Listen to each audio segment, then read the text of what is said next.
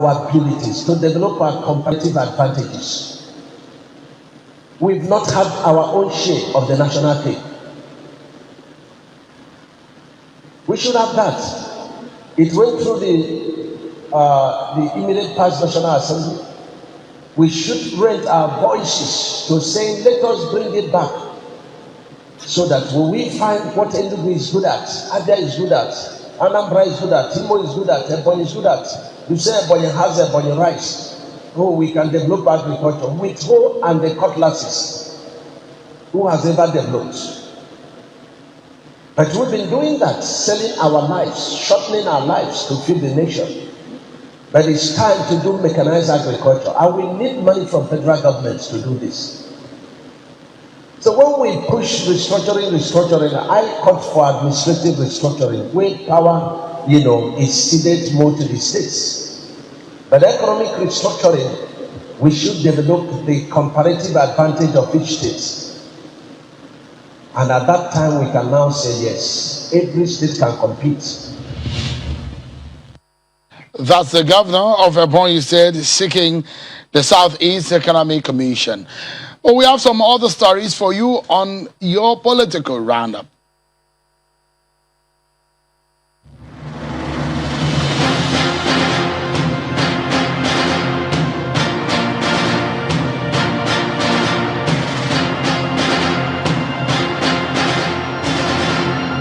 Governor Nasser El-Rufai of Kaduna State is blaming the lack of political will for Nigeria's low human capital development.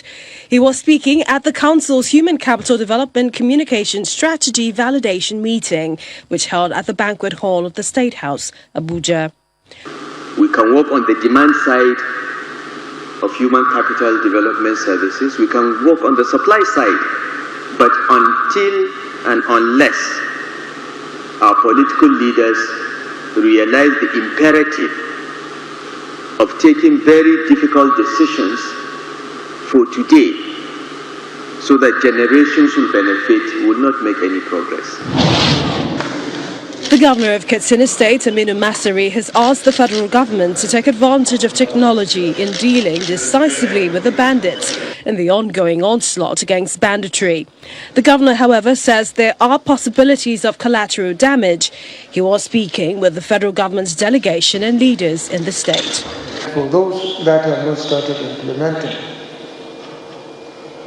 especially the suspension of GSM services is very important, because the informants that invite bandits for kidnap or inform bandits to ambush military or police officers have been cut off.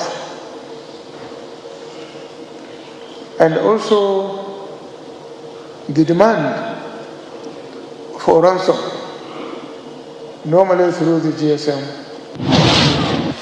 The chairman of the Economic and Financial Crimes Commission, Abdul Rashid Bawa, was at the Lagos High Court sitting in Ikeja today for the trial of an oil marketer, Abubakar Ali Peters, for an alleged 761 million naira fuel subsidy. Mr. Bawa is the star witness in the case of Abubakar, who has been tried by the EFCC alongside his company, Nadabo Energy Limited, before Justice Sedotin Ogunsoya. But the proceedings cannot go on today owing to the absence of the defense counsel. Justice Ogunsoya has adjourned the matter till tomorrow, Wednesday, for continuation of trial.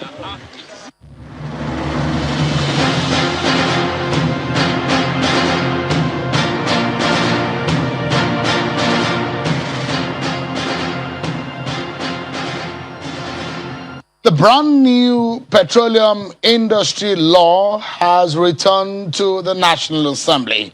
Well, you might say so fast, because one may never have thought that the newly passed PIA will be back for an amendment as it has come before the National Assembly even before the implementation began. Today, President Muhammadu Buhari wrote to the National Assembly seeking amendments to the Petroleum Industry Act. The president is asking for an amendment to the administrative structure of both the commission and authority to make provision for better geographic representation on the board. take a listen to some of the lawmakers, the Senate President, on this matter. If this amendment is approved, it will now increase the number of non-executive members from 2 to 6. That is, one person from each of the 6 geopolitical zones of the country. The proposed amendment will increase the membership of the board from 9 to 13 members, that is representing 44% expansion of the board size. This composition will strengthen the institutions and guarantee national spread and also achieve the expected policy contributions. The Revenue and Fiscal Mobilization Commission have gone a step further to recognize Kogi. They have recognized Anambra. What is left is Enugu State. Because from their letter they have written here by the Department of Petroleum Resources, the oil blocks, the OPL 915 and 916, they are in our area. That's a hint of what happened on the floor of the Senate today when that matter was brought. The letter from the president was read. So let's get to talk about this matter. It's something to chew on. You remember that there's been a lot of conversation around the petroleum industry before it was passed, the intensity at which those conversations came. But what are the issues for conversation tonight, everyone? The issues of balance and fairness that has come to play again. The structural issues that are now being identified. But the main purpose of these old laws is to sanitize the industry. The bottom line of our conversation at this moment will be, what will the amendment do? What the president is seeking, what will it amount to? Let's get talking, everyone. I have a most robust panel tonight to discuss this matter. Experience, knowledge, and some of them versatility in what they understand about this whole issue. I have a petroleum economist, Dr. Diran Fawibe.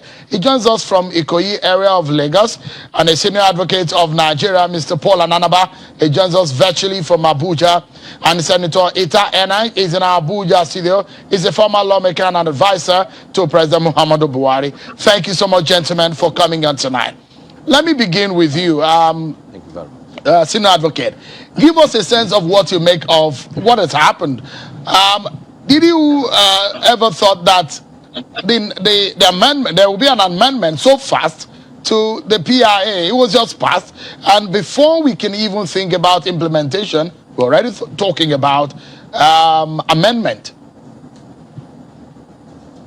Thank you, my brother, and good evening, Nigerians. There's nothing extraordinary about amendment of any piece of legislation. By training, I'm a draftsman by training, so there's nothing wrong with it. You can only raise issues with the draftsman if you think that the amendment is a bit fast. But the president has a time limit within which to govern, and the petroleum industry governance is an important legislation. You will recall that it has been on for decades, and I thought that at some point perhaps the presidency would have looked at, okay, let us at least break the chains and get this legislation become a statute, a duly passed statute in Nigeria. But then, if the president and his team finds out that there is need to amend, like you will see what was going on at the floor of the Senate. If some states, for example, are now being considered to be oil-producing areas, for example, and all that, there's nothing wrong with an amendment. I don't think the amendment is should raise so much huge outcry. Yes, one would have expected that the legislation should last for a long time before an amendment. But it is better we amend now than to start at a very wrong shooting. So I think the president is within his right to suggest or introduce an amendment. It's up to the National Assembly to agree or disagree with him. Interesting. Let me ask Dr. Fawibe. What is your own take? The same question I asked Mr. Nanaba. Did you think that the amendment to this law will come this fast? Well, the amendment is a welcome development. Let me say this for good record. It shows flexibility on the part of the president and demonstrates one simple fact, that PIA has not been cast in stone. It shows that there could be amendment, to the act as and when necessary. That is coming now. We should look at it in sequence. The implementation will have to start in earnest. The president, before he traveled out of the country, directed that the NNPC Limited should be incorporated as a matter of urgency. Now, that will also signal the process of implementation. The regulatory agencies, that is the National Petroleum Development the National Petroleum Development Authority, and the downstream and midstream commission will have to start work in earnest.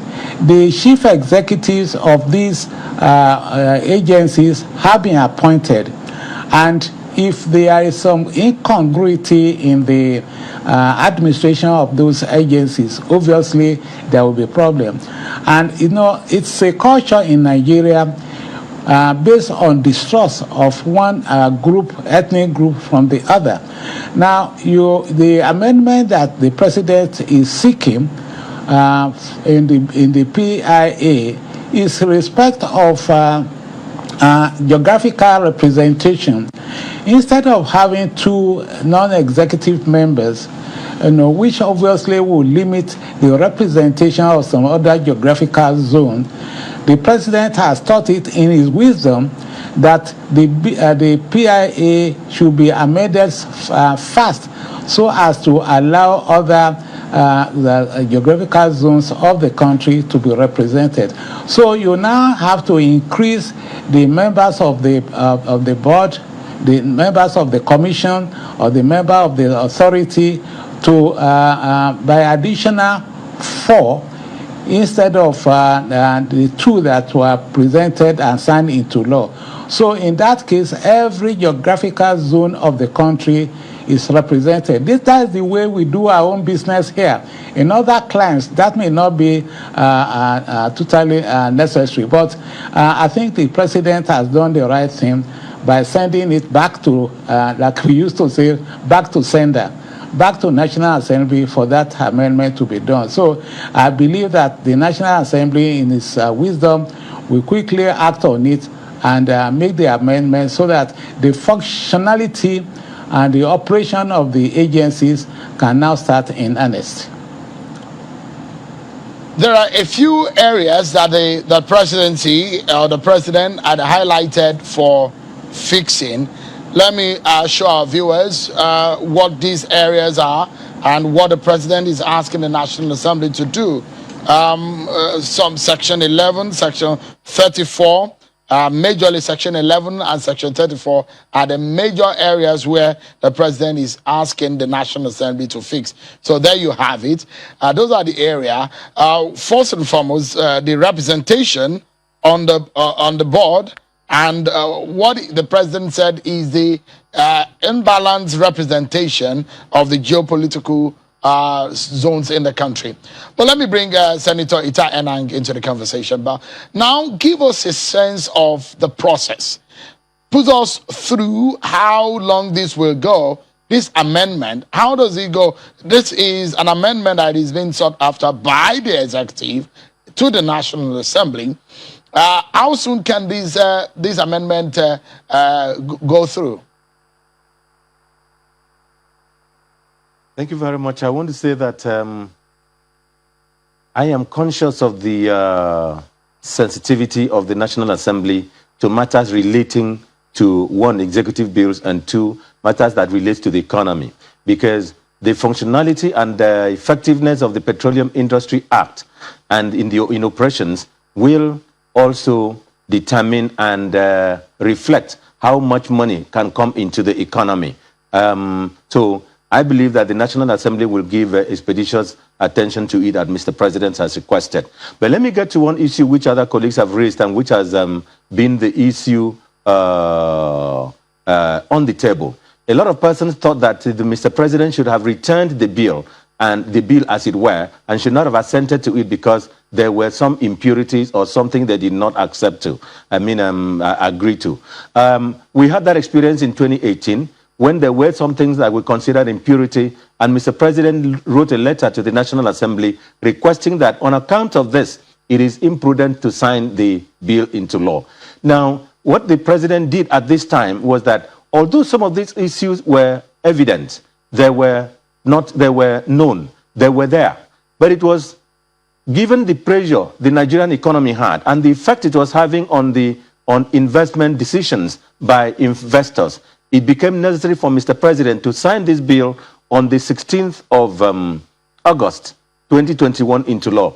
And exactly on the 16th of September, 1 month later, he authored a letter to the National Assembly, which was read today, the 21st. But if you look at the letter was written exactly 30 days after signing the bill into law. This shows that whatever the contentions, whatever the issues are, we Nigerians should raise it, argue it, bring up their point of view, and President Muhammadu Buhari will give a listening ear and great attention to it. He has given attention to the fact that there were no balanced representation in the bill.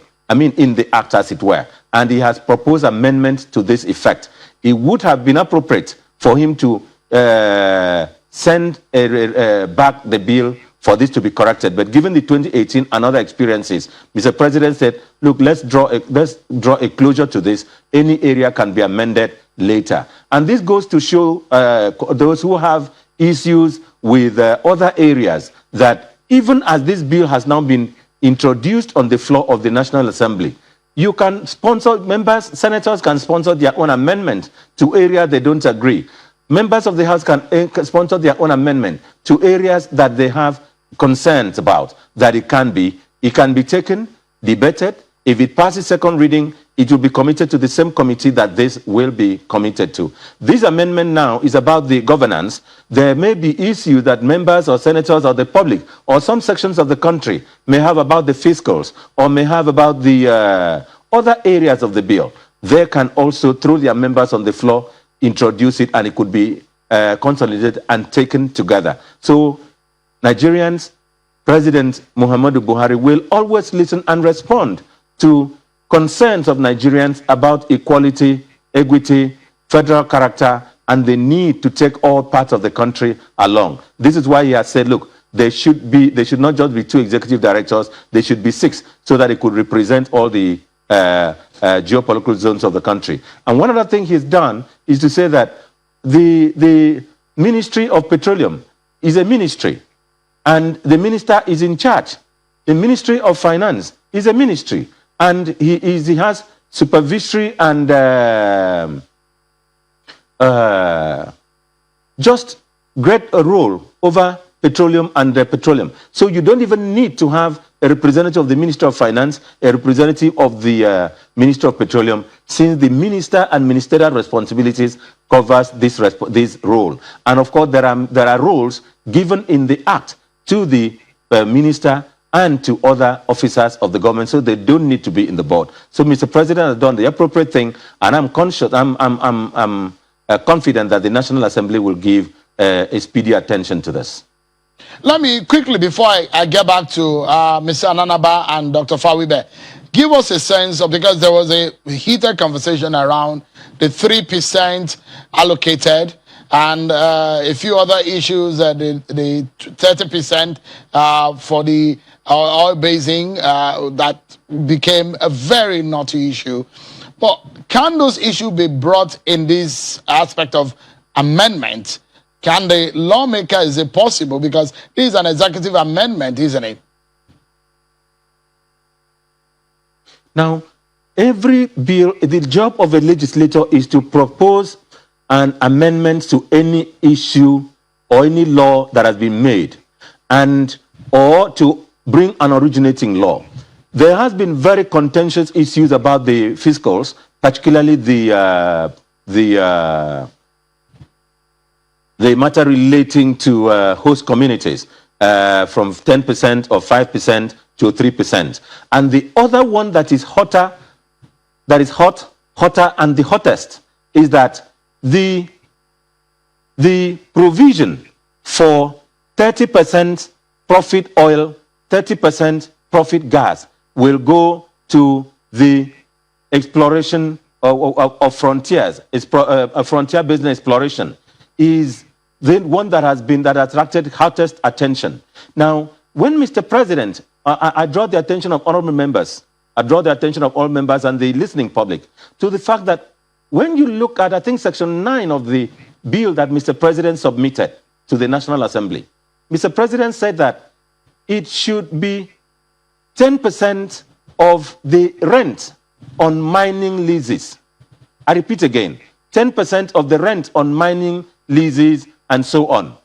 It was not to be on profit of petroleum, of the profit of NNPC on gas. It was not to be even 10% or even 1% of the profit. Now, and the other one that is more concerning to the Niger Delta and to stakeholders is that when defining the frontier exploration basins, you get the Dahomey, which is the southwest part of Ikorodu and all that. You get the Benue Trough, the Sokoto Trough, the Chad Basin, and so on. It does appear to exclude areas like the Cross River Basin, like the other areas where you have capped oil wells, which ought to be included in the frontier basin development. But it does appear that this is not included. And again, I am glad that as of today, the Governors Forum, the governors have raised an issue, because if you apply 30% of the profit of NNPC to frontier exploration, now how much of it remains that will go into the Federation account? How much of it remains into this, into doing other things? So these are issues which I believe, and I know that if members are concerned, they may raise amendments on the floor. Quickly, and I wanted to get your, the benefit of your experience in the National Assembly, just in 20 or 30 seconds, if you can just give us a straight answer. I was asking that, is it possible in this part of the amendment that the president is asking for those lawmakers who felt that it wasn't fair to have had a 3% in the allocation to the oil-producing communities, is it possible that those kind of amendments be added to what the president is asking for this time? Or it has to come at another time? Mr. President has not asked for amendment of those sections. But legislators have a right to introduce amendments on their own, by themselves, independently, either as a single person's a member's amendment or a group of members' amendment. About 5, 10, 20, 30, can say 30 of us are coming together to sponsor this amendment on this issue. Now, at the discretion of the President of the Senate or the Speaker of the House of Representatives, or the rules and bills, the way they're doing it, if they are introduced and simultaneously raised, brought, listed on the order paper for second reading, it can be read a second time together and then consolidated and transferred to the same committee if the issues are matters that can be dealt with by the same committee, or taken together, may even be taken to the committee that were handling the issue. So it is possible, but this is not what Mr. President has asked for amendment. But members can introduce by themselves the amendment, given the concerns of their areas. And of course, I'm conscious also that because I have a great relationship, given a few things I do with the Governors Forum, and that that they have concern about it, and if the entire governors forum have concerns about the 30% profit or profit guards of NNPC, and the Southern Governors Forum met last week, and they're also saying, look, they're thinking about, so I believe that they may take a position which they will or discuss with their members, and a coordinated amendment on other areas of concern can be brought so that the implementation will address concerns once and for all, and the purpose, which is investors' confidence, will be addressed corporately. We're due for a break now, but before we go on to that break, let me go to the senior advocate, Mr. Ananaba. Give us a sense of your biggest fear based on what the president has raised and what he's asking the National Assembly to do, legally speaking, of course, in relation to what this law stands for. All right. My biggest fear is that there appears to be a psychological cover to this bill or this act. You remember the act stayed for a long time, passed through different sessions of the National Assembly up to this current National Assembly before it was passed. And like, I agree exactly what I was saying, my brother Itainang deepened it. It was important, I can see, for every Nigerian, including the presidency, to ensure that at least the jinx was broken. At least there is that this piece of legislation. Because it got to a point where if you raise the issue of petroleum industry, and anybody, people will just tell you it will never be passed. There were all kinds of conspiracy theories. Now that the government, the National Assembly passed the bill, the president signed it in August and all that. Even before the bill was signed into law, both the opposition party and the NGOs activists were all over the place crying, criticizing the bill, the version that was signed into law. And I could see that many had thought that, it was too early to start talking about amendments. But now that the president has introduced an amendment, my fear is that amendment may be dogged down by all kinds of amendments coming, because many of the people who thought it was too early may now know that, since the president is seeking an amendment, we can also bring up ours, both members of the National Assembly and even other Nigerians and groups. That's my fear. Okay, so Dr. Nanaba, just a moment. Please hold the thought. Just for a moment, because we're due for a break. But when we come back, there's even more worrisome aspects of the legal angle that I'd like you to address for us. And don't forget, Dr. Fawibe will also be talking to us about the profile of those that the president had asked to be members of the board of the NNPC when he's asked that the board be incorporated. So we'll talk more about the decision of the president and what the National Assembly will be undertaking in the coming days. Don't go anywhere, everyone. We'll be right back.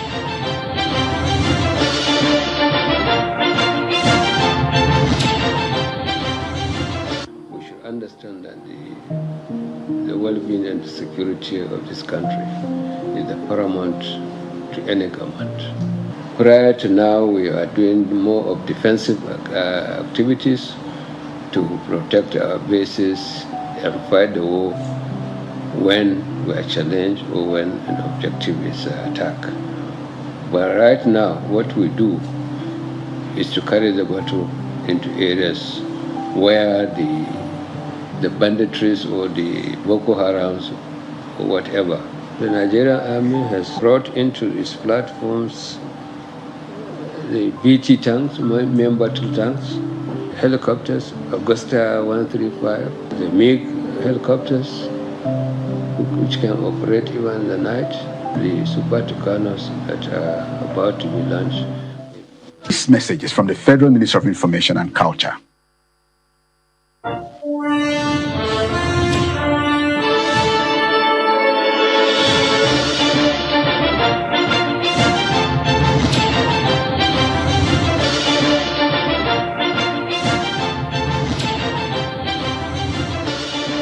Just like Dr. Diran Fawibe said earlier, back to sender.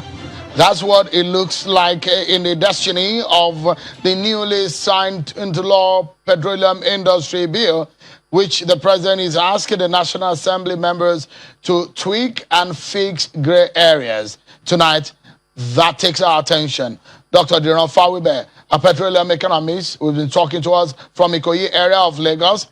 Dr. Paul Ananaba, senior advocate of Nigeria, virtually joined us from Ikoyi area of Lagos also, and Senator Ita Enang in our Abuja studio. Thank you so much, gentlemen, for your time. Let me get back to Dr. Ananaba. You've just raised perhaps your biggest fear, legally speaking. But another area is what we saw also happen today on the floor of the Senate, when a lawmaker from Enugu State is asking or raise the issue of Kogi State being recognized an oil-producing state based on what Ramfac has said. Now, there are several other states. Cross River, they have their own grievance about this matter. Legally speaking, since the PIA was passed, a lawmaker had said on this program that you will see a lot of legal issues come up now, time and time again. Do you see some of these legal issues, states coming up?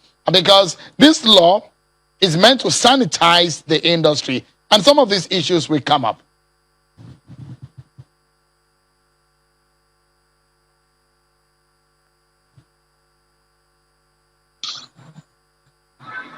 Hello? Yeah, please go ahead, Dr. Ananaba. All right. My response, I didn't get the last part of what you... So what I was saying is that, I mean, Kogi State, for example, has been giving an approval to benefit from proceeds of... in a democracy,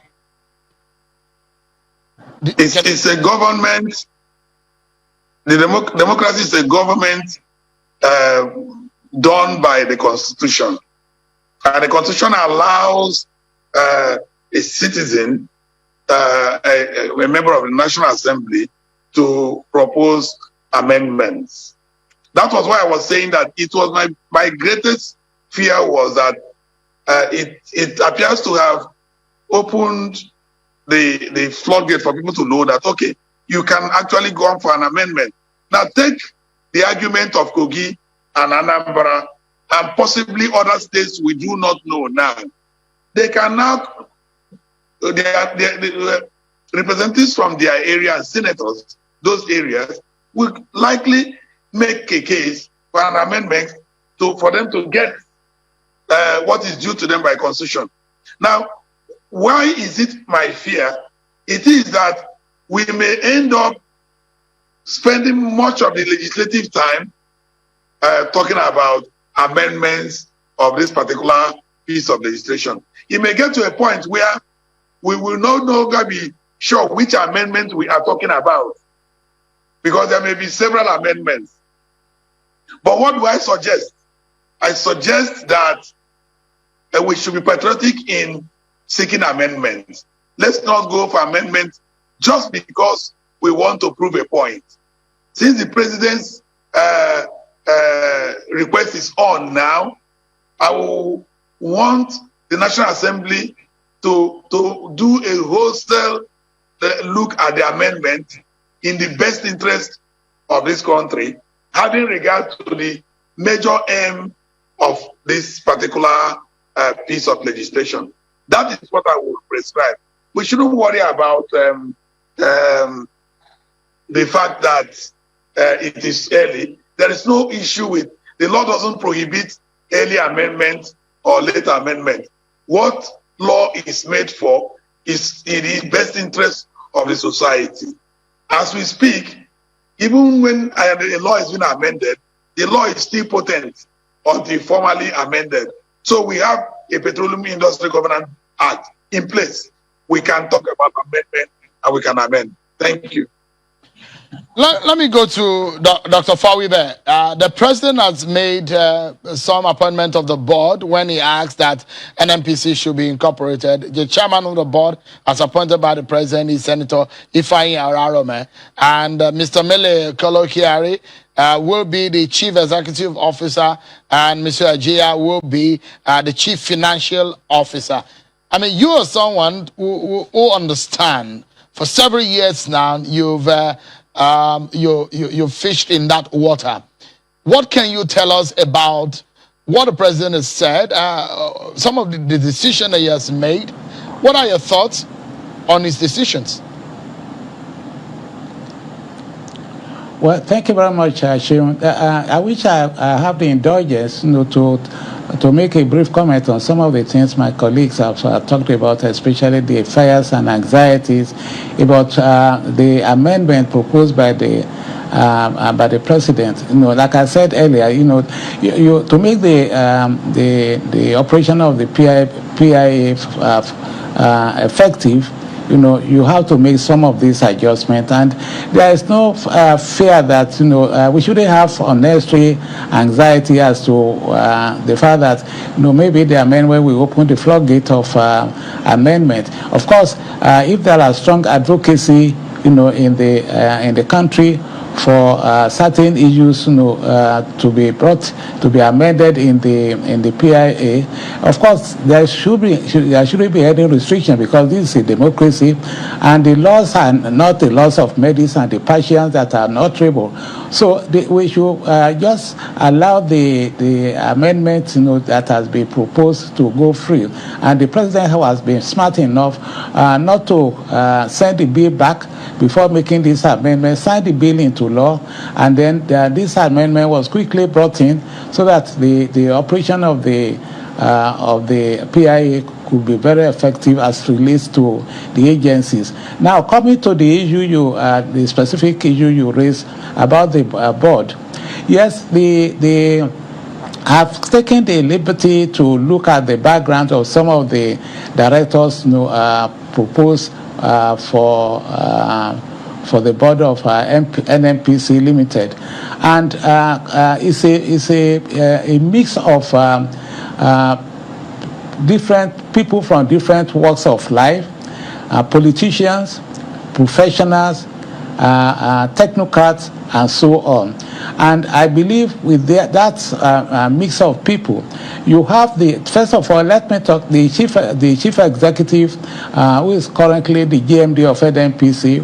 We all know him, and he has been in the public space, for quite some time now, and how he has been driving NNPC admirably, to my own mind, because knowing the operation of NNPC and the way he has changed certain methods of operation, some people may have some may be a bit not really enthusiastic about the profit that has been declared, but the GMD came out rightly to say that there has to be transparency, there has to be accountability, there has to be probity, in managing NPC, and he has made this a mantra or a philosophy of managing the thing, and we are now seeing the effect. Although I don't believe that NNPC didn't make profits, for the earlier 43 years, but it's a different kettle of fish in terms of why the books of NNPC has not been kept in the way that NNPC would declare dividends. So, but that is not the tonight is not the forum for discussing that. But I believe the GMD, who is I would love you to in few seconds to touch on that. For those who have said, okay, oh, it's good that the NNPC had opened up his books and is declaring profit, although declaring profits in the year of the pandemic, when our mainstay was affected in terms of what we sold and how much we sold, And the question of those who are pessimistic or who thought that couldn't have been, that how would you have declared a profit? Even when things were good, you were not able to declare profit. How were you able to declare profit in the year of the pandemic, where pandemic was biting so hard?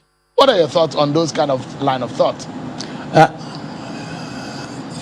There's absolutely no reason why NNPC could not declare profit, even in this era of pandemic. You know, there are some other countries, there are some other national companies that are actually declaring profit. Take Saudi Aramco. We know that we are not Saudis. We are not, NNPC is not Saudi.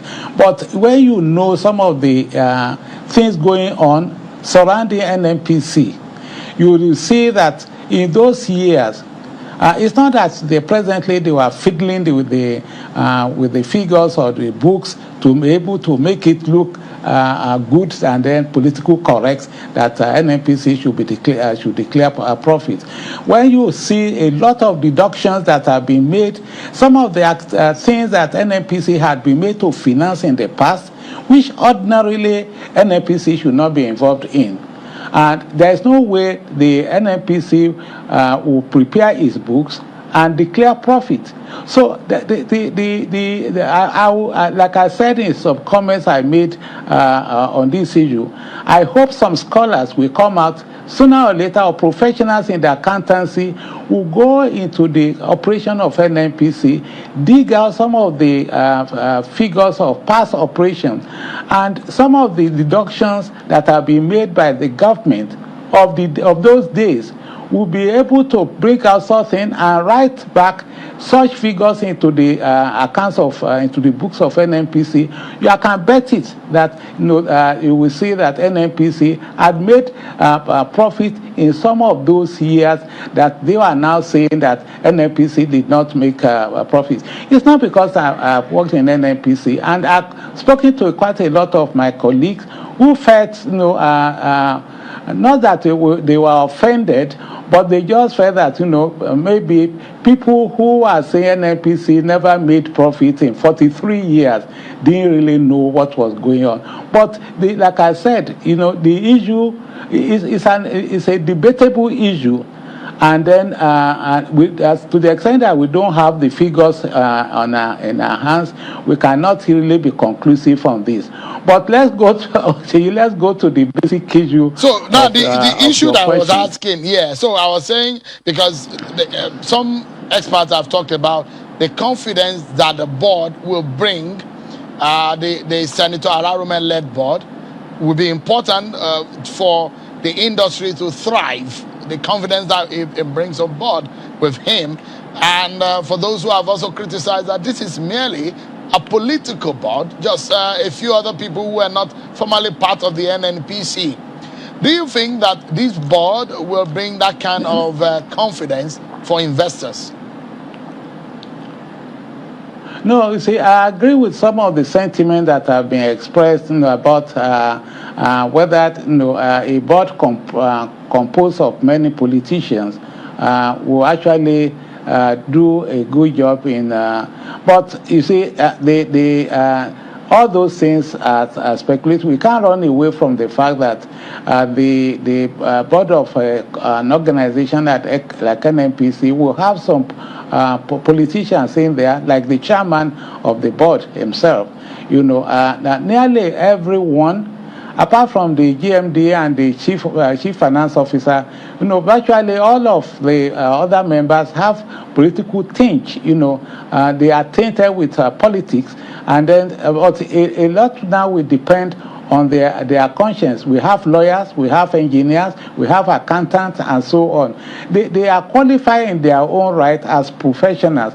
The extent to which they now drive the NNPC Limited to be a showpiece to the world and to Nigeria for once will now depend on how they play upon their conscience as Nigerians, and how they want to see their countrymen and women, young and old, to see them as being put in charge of a corporation like a company. Now, not a corporation anymore, like a company which should now drive the business to be able to compete with compare with their counterparts in other parts of the world, and also be placed along the same pedestal with international major oil companies. We can always use Aramco as a reference point. And what is of interest to Nigeria is the efficiency and the accountability and transparency that Nigerians are yearning for. If these board members of NNPC Limited, they are able to achieve this, they will write their names in gold, for generations yet unborn, to say, yes, these men and women have done a good service to their fatherland by driving this all-important company, that can be proud of. So the political aspect, of it, if they allow that to override their judgment, of course, that will be their own fate. So I will expect them to use their professional experience. Somebody who has been a vice chairman of ExxonMobil in Nigeria, that's in the person of Shipas Akiyelure, or somebody who has been a lawyer, who is supposed a seasoned lawyer, or an engineer who has experience in various aspects of the oil and gas industry, should not allow business as usual, and they are put in a position of trust, and they owe it to themselves and to the Nigerian 200 million people of Nigeria to be able to prove that yes, they are worthy. They are worthy both in character and in learning, like they used to tell us when we were graduating. These people have been found worthy, both in character and learning. Let them prove to Nigerians that they are worthy in character, in understanding, in professionalism, to be able to drive NNPC Limited to be a showpiece for Nigerians. Let's wrap up the conversation now, and let me go back to Senator Itai Enang. It's going to be a true test for a law that a lot of people have anticipated for several years, and for some reasons it has eluded the country. But now that we have it, and now we're looking at how we can refresh it and fix the gray areas. The big question on the minds of a lot of people is, for those who have criticized, look, NNPC is purely a federal government agency, pre and post the passage of PIA in the way and manner things are going. What kind of confidence do you think that the federal government can give Nigerians to say things will change, or this is a regime that will change the way and manner things are being done? I think the greatest confidence that with the federal government has given Nigerians is in the proposal by Mr. President that we should amend the act immediately after it is assenting to it. And in the course of implementation, he found that something is capable of affecting the confidence of Nigerians, and some part of Nigerians are going to feel excluded. And he brought this amendment. But let me say that I will urge the National Assembly to expeditiously pass and consider this amendment, because if they don't expeditiously do it timeously, we are going to have some legal issues. Legal issues in terms of the fact that the persons appointed, the 6 persons, are perhaps in anticipation that the act will be passed. Because when you look at the act, what the act has provided, the appointment has for now exceeded it, and it is anticipated that they will quickly pass so that these persons can be inaugurated, or if inaugurated, their actions will be legal. But again, Mr. President has also shown a lot of confidence. Has also earned a lot of confidence. Please let me draw attention, because I had said here earlier that as to what Mr. President proposed and what the National Assembly changed to 30% profit oil and profit gas, I want to show what the President Muhammadu Buhari, proposed to the National Assembly as Frontier Exploration Fund. It is contained in Clause 9, Subsection 4 of the bill, as it were. It says the Frontier Exploration Fund shall be 10% of rents on petroleum prospecting license and petroleum mining leases. That's all the Mr. President submitted. And this is the show of confidence of one of the things that should show that the president has earned the confidence of Nigerians. But when the National Assembly passed it, they passed it to read like this. They shall be maintained for the purpose of this section, a frontier exploration fund, which shall be 30% of NNPC Limited's profit oil and profit gas, as in the production sharing contract, profit sharing and risk service contract. Therefore, any blame or issue arising out of the public disaffection or dissatisfaction on the 30% proposed should not at all be visited on the desk of the executive of Mr. President, because it should rather, it is the legislators who among themselves were each and all present. Again, so, Senator, because of implementation, because we need to go now. From your experience as a lawmaker, what is the fastest time for this kind of bill or amendment to go through? The window, the duration? Well, given the issues involved and the urgency and the fact that the commission has to take off, and the fact that Mr. President has nominated persons, and the legality of the nomination of the persons taking office and doing their work depend on the passage of the bill. It is possible for for the Senate and the House of Representatives to do first reading, then call on the Minister of Petroleum and the other persons to come and address and to come and brief the Senate leader and the House leader, and they will have the input and then do second reading within a week, and after that committed to the committee. The committee will take 2 days, a week or two, to do public hearing, hear the public, and then take a decision, and then come back and bring a report on the floor. But I'm really praying all the members that please, although I know you have all the issues, and that you have a right to bring them, if you bring it, please let it not be consolidated with this, so that it does not we're totally out of time, Senator. This bill from being passed, so that we can have the intention of Mr. President executed. Dr. Ananaba, we need to close now. Your final word, maybe in 30 seconds. I want to encourage Nigerians to have hope, trust in God, and work hard, and monitor the proceedings of this amendment and any subsequent amendment, and to bring to the fore the best that can happen to us. Talk to your senators, be in touch with your reps, every one of us, to ensure that the best comes out of this PIB, because it is a major plank of what happens to us in this country, considering the kind of economy we run. This particular legislation is important. But we need to close. This hour we end the show tonight, but I must sincerely thank everyone. Dr. Paul Ananaba, Senior Advocate of Nigeria, who's been talking to us virtually, and Dr. Diron Fawibe, a petroleum economist. Thank you so much for your time tonight, Doc. And from Abuja Studio, Senator Ita Enang, a former lawmaker and advisor to President Muhammadu Buhari. Thank you so much, Senator. But that's how we draw the curtains of the program tonight, everyone. Many thanks for watching. I'm Sean Kimale. Bye-bye.